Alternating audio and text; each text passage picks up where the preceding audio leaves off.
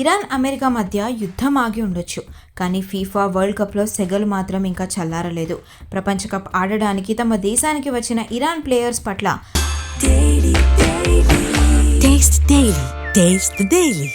America చాలా దారుణంగా ప్రవర్తించిందనే ఆరోపణలు ఇప్పుడు సంచలనం రేపుతున్నాయి. పొలిటికల్ టెన్షన్స్ మధ్య న్యూజిలాండ్తో జరిగిన మ్యాచ్లో ఇరాన్ 2-2తో అద్భుతమైన డ్రా చేసుకుంది. అయితే మ్యాచ్ ముగిసిన సంతోషం కూడా లేకుండానే అమెరికా ఆ టీంకు షాక్ ఇచ్చింది.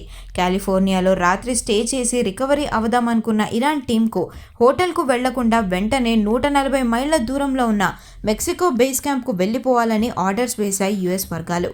కనీసం రికవరీ టైం కూడా ఇవ్వలేదంటూ ఇరాన్ కోచ్ అమీర్ ఆవేదన వ్యక్తం చేశారు. ఇక తమ ఫెడరేషన్ ప్రెసిడెంట్ కోచింగ్ స్టాఫ్ కు అమెరికా వీసాలు కూడా ఇవ్వలేదని, అర్ధరాత్రి ఇలా పంపించేయడం ప్లేయర్స్ హెల్త్ కు అస్సలు మంచిది కాదని కెప్టెన్ మొహిదీ తారేమీ కూడా వాపోయారు. మ్యాచ్ జరుగుతున్నప్పుడు కూడా స్టేడియంలో ఇరాన్ ప్రభుత్వానికి వ్యతిరేకంగా నిరసనలు జరిగాయి.